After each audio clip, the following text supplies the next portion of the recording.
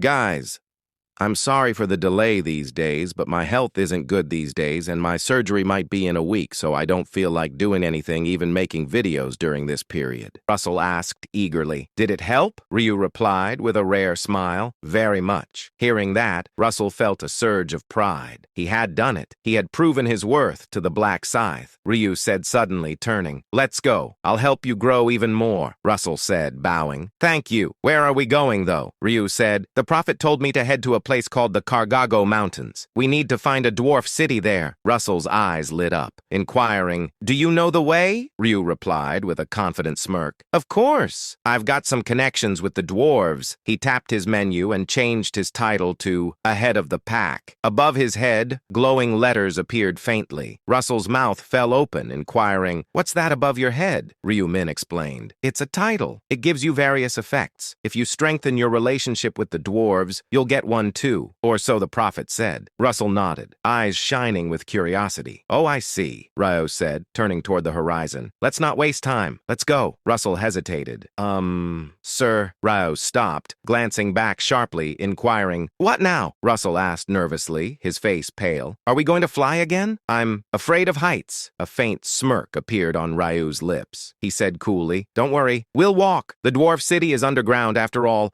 and with that, the two men set off side by side, one cloaked in darkness, the other radiating the warm light of the forge, toward the hidden depths of the Cargago Mountains. Near the kingdom of Albits lies the Cargago Mountains, and beneath those mountains is the dwarf city known to everyone, Iron Gray, and the sound of hammering echoed from all around. Russell's voice trembled in awe as his eyes darted from one glowing forge to another. Wow, this is the dwarves' city! Ryu, standing beside him, sighed and gave a warning look. Close your mouth. They're staring at us. Sure enough, a few dwarves turned their heads, frowning. Though they had long engaged in trade with humans, there was still a deep-seated pride and a hint of mistrust in their eyes. Outsiders were tolerated, not celebrated. But Russell didn't seem to care. His eyes were gleaming like a child in front of a candy store. Ryu thought, watching him. It's not just amazement, it's admiration for their passion. Russell couldn't help himself. He pointed excitedly at every workstation around him, saying, Look at that! Their hammering is like art. Not even the slightest wobble in their strikes. Wow, look at their hands. The way they shape the metal. It's incredible. They must be making armor plates. How do they do it with those small but sturdy hands? Oh,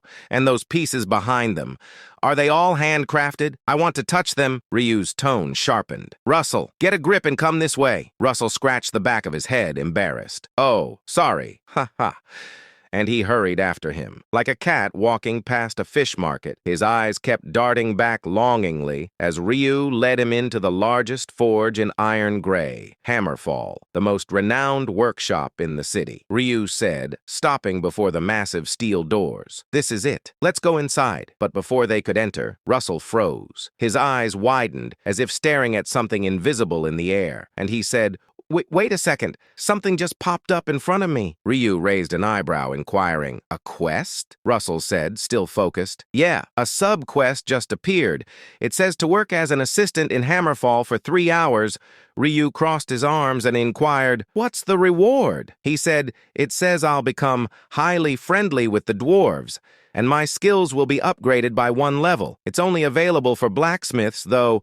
A faint smile tugged at Ryu's lips and said to himself, A skill upgrade and reputation boost? That's perfect for him. It was, without a doubt, the best sub-quest Russell could have hoped for. Even if it took 3 hours, it was nothing compared to what other players had to endure. Ryu mused. Others will spend at least 6 hours doing repetitive reputation tasks. But Russell, he's got a shortcut. He looked at his companion with a hint of amusement, saying, As long as he can get the job, that is. But that's where I come in. With that, Ryu pushed open the forge's heavy door. A wave of heat washed over them, the air thick with smoke, sweat, and molten metal. Russell whispered again, Wow. His eyes glimmering as the sight of dozens of forges filled his vision. Before they could take another step, a young dwarf approached, his gaze cautious and suspicious. He asked, his voice gruff, What business do humans have here? But then his eyes widened. Recognition flashed across his face, inquiring, Wait, are you the ahead of the pack? Ryu nodded nodded calmly. At this point, he wasn't even surprised anymore that strangers knew his name. His reputation had spread far and wide. Ryu said, "I'm here to see Blacksmith Heimer of Hammerfall," the young dwarf repeated. "Heimer, please wait a moment." He hurried off, disappearing behind the clanging forges. Moments later, he returned with a broad-shouldered dwarf, Blacksmith Heimer, the very same man Ryu had met during the 8th round. Heimer's booming laugh filled the room. "Oh, it's an honor to have you visit Iron Gray, the head of the pack.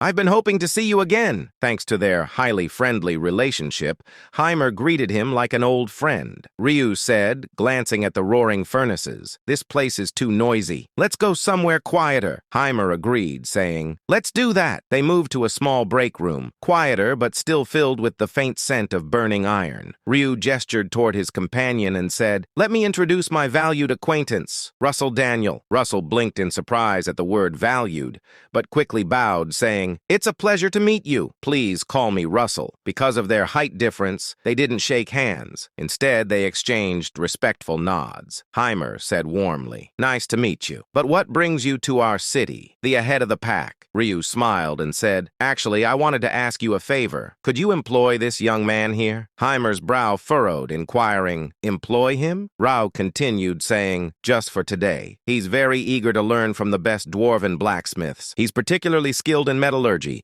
and really wants to learn from the top-tier craftsmen." Heimer's eyes shifted to Russell, scanning him up and down with the scrutiny of a veteran smith, and inquired, "Have you done any blacksmithing before?" Russell replied quickly, "Yes, sir. Though I only have 6 years of experience, I can handle the basics." Heimer asked, "And what have you crafted?" Russell replied, "Oh, all sorts of things. Long swords, daggers, bracelets, armor, protective gear. Pretty much anything you can think of I've made." Heimer's eyes twinkled with amusement. "Ho ho, that sounds like you're beyond just a beginner." Ryu caught the subtle smile forming on the dwarf's face, saying, "Looks like it's going well." As expected, Heimer finally nodded, saying, "Very well. Since you've been introduced by the head of the pack himself, I'll make an exception and hire you as an assistant for today." Russell's eyes shone with excitement and said, "Thank you so much." Heimer added, "However, it's getting late, so you'll only be able to work for 3 hours. Is that fine?" Russell replied, "Of course. That's more than enough." The young man could barely contain his joy, and Heimer chuckled, clearly pleased by the enthusiasm. And he said, "Shall we get started right away?" Russell said eagerly, "Yes, yes, please." Heimer then turned to Ryu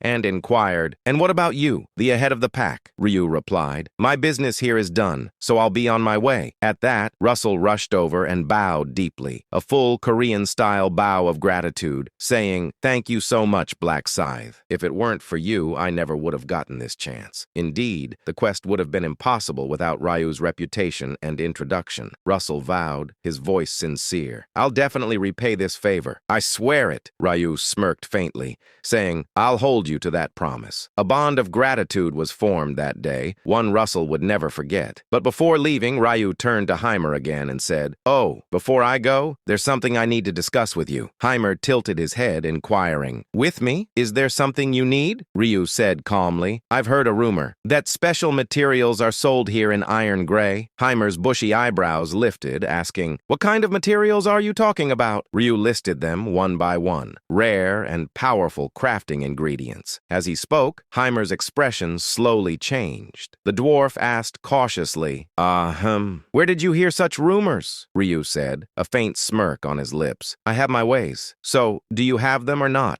Heimer hesitated and said, "We do have them, but," Ryu said, "Can you sell them to me?" The old dwarf frowned slightly, troubled for the first time, and said, "Well, these are difficult materials to come by, so we can't just give them away." Ryu interrupted, his tone firm but calm. "I'm not asking for a handout. I'll buy them all." Heimer stroked his beard and said, "These materials are quite expensive, you know." Ryu's confident grin returned, and he said, "Don't worry. I've got more than enough gold." Heimer blinked in surprise as Ryu listed the items he wanted. Heimer inquired, "Is this correct? Mandragora's magic stem, adamantium plate, new material leather, wind spirit's feather, magic core, and 2 pieces of black iron powder?" Ryu's smile deepened, saying, "Exactly. I'll take them all." Then Ryu said, his calm yet confident voice cutting through the warm air, "How much is it all?" Heimer, the master blacksmith, scratched his beard nervously, saying, Give me a moment.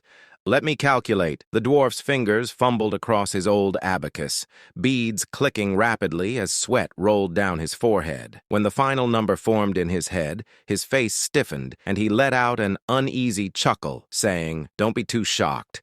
The total cost for the 7 materials is 5,932,900 gold." The air went still for a moment. Russell, standing beside them, nearly jumped out of his boots. His eyes widened like saucers, inquiring, "What kind of materials are this expensive?" Heimer sighed deeply, shaking his head as though the weight of the world rested on his shoulders, saying, "They're that hard to come by. We barely managed to get them." Russell still looked like he couldn't believe his ears and said, "Still, a price of over 800,000 gold for each item." The disbelief in his tone was so thick you could almost touch it. His eyes narrowed suspiciously at Heimer, the way one might look at a sly street merchant rather than a renowned blacksmith. Thanks to our friend who supported the channel financially in the previous video. Don't forget to like, subscribe, and support the channel financially.